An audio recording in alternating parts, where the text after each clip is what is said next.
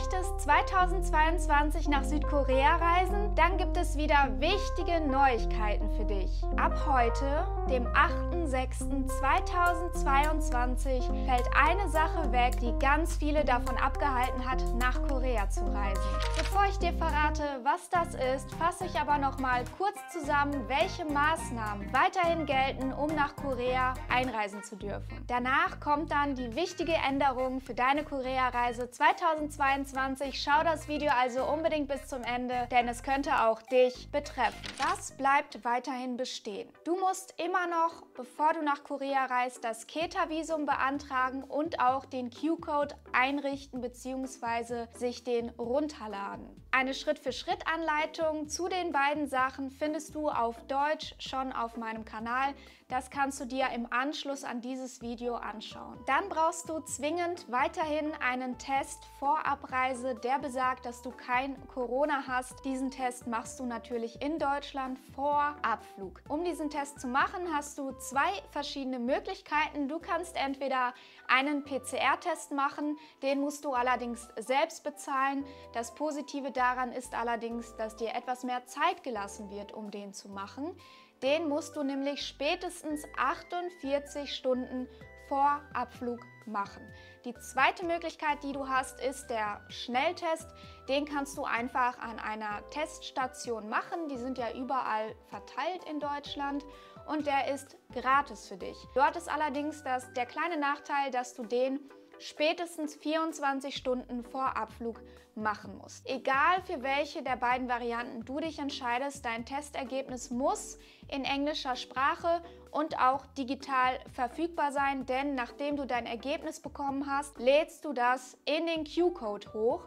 Das kannst du ganz einfach am Handy machen mit der Q-Code-App. Am besten lädst du dir vorher schon die App runter und gibst dort deine Daten an. Die werden zwischengespeichert, sodass du dann nur noch kurz dieses Testergebnis da hochladen musst. Wenn du dann in Korea angekommen bist, bleibt auch weiterhin der PCR-Test vor Ort Pflicht. Der kostet ungefähr 60 € pro Person und den musst du natürlich aus eigener Tasche bezahlen. Fällt dein PCR-Test in Korea negativ aus, kannst du dich frei bewegen in ganz Korea. Hast du jetzt schon irgendwelche Fragen, dann frag mich ruhig in den Kommentaren unter diesem Video oder per Privatnachricht auf Instagram. Dann gibt es noch eine Empfehlung. Es wird dazu geraten, am 6. oder 7. Tag nochmal einen Schnelltest durchzuführen, einfach um sicher zu gehen, dass du auch wirklich kein Corona hast. Diesen Schnelltest kannst du entweder in einem Krankenhaus, einer Teststation machen oder aber auch ganz einfach zu Hause,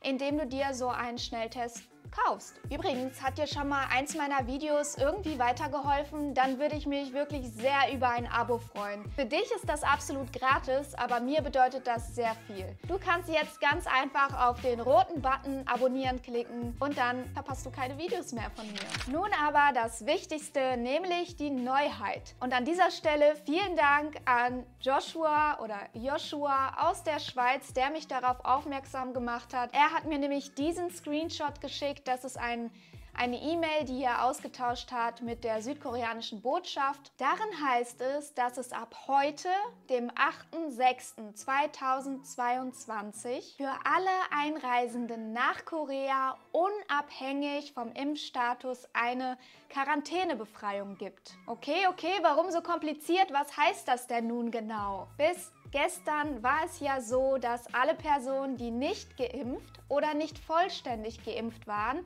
dazu verpflichtet waren, sich in eine 7-tägige Quarantäne zu begeben, wenn sie in Korea ankommen.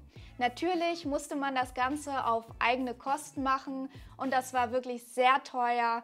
Über 1.000 € pro Person musste man dafür bezahlen. Aber genau ab heute entfällt das Ganze. Das bedeutet im Klartext für dich, wenn du nicht geimpft bist oder nicht vollständig geimpft bist, kannst du jetzt ab heute nach Korea reisen und bist befreit von einer Quarantäne.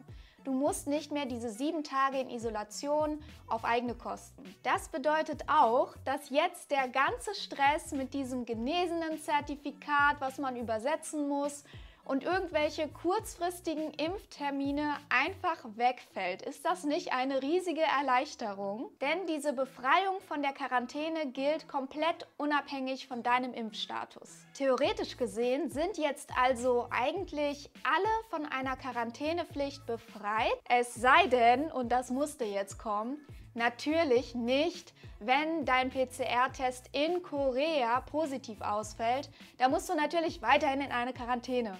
Das ist ganz klar, weil die wollen ja auch nicht, dass sich das weiterhin irgendwie verbreitet. Trotzdem ist das aber eine super gute Nachricht, denn ich weiß, dass es viele Menschen gibt, die nicht geimpft sind und sich natürlich trotzdem wünschen, nach Korea zu reisen. Und das ist jetzt möglich, ohne sich in den finanziellen Abgrund zu begeben. Mittlerweile gibt es zu dieser Neuheit auch eine offizielle Bekanntgabe auf der Seite der südkoreanischen Botschaft. Check das ab, lies dir das durch, einfach nochmal, um das gegenzuprüfen. Ich verlinke dir das alles in der Infobox. Das ist aber noch nicht das Ende, bleib noch mal kurz dabei, denn eine Sache möchte ich unbedingt noch mal erwähnen. Das Wichtigste an diesem gesamten Prozess deiner Korea-Reise ist und bleibt das KETA-Visum. Wenn du das nicht machst, kannst du überhaupt nicht nach Korea einreisen. Hast du das KETA-Visum noch nicht beantragt, schau dir jetzt im Anschluss an, wie das Ganze funktioniert. Das Video dazu erscheint gleich auf dem Endscreen.